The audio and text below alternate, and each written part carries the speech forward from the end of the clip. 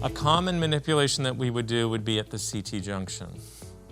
So when we took the thoracic class, if I have him extend his head and come back, I would have noticed that he can't close at C7 on T1. My fingers aren't coming closer together when I look at that extension.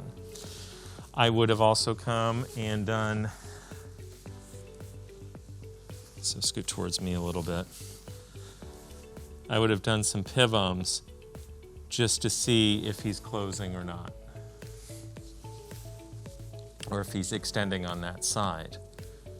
If it felt appropriate, I could do a manipulation to help out with the CT junction, and there's a couple different ways you can do it.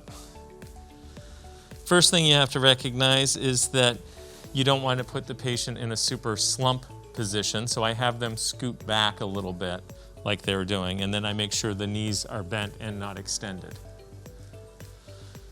Secondly, I can take the towel and I can put it right up at the CT junction, or I can put it vertical at the CT junction.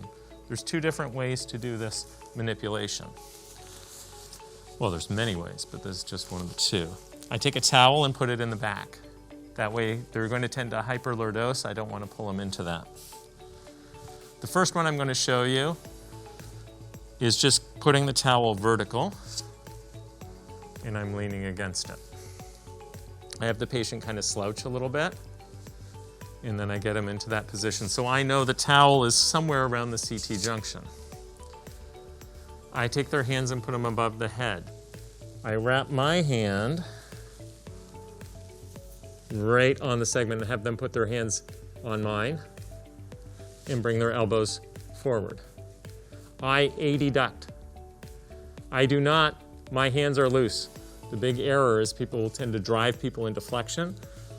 It's adduction, and then you bring the patient back this way. I feel like the towel is too low, so I'll come here. So I'll flex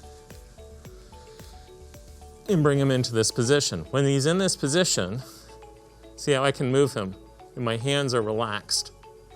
So I'll tell him, we're going to do a push up if that's okay. He'll say yes. Take a breath in and out. And I can get to the barrier, and I can do a pull like that with a little bit more force. I have been using of late my knee just because I feel like I can get a little bit better, quicker force on it.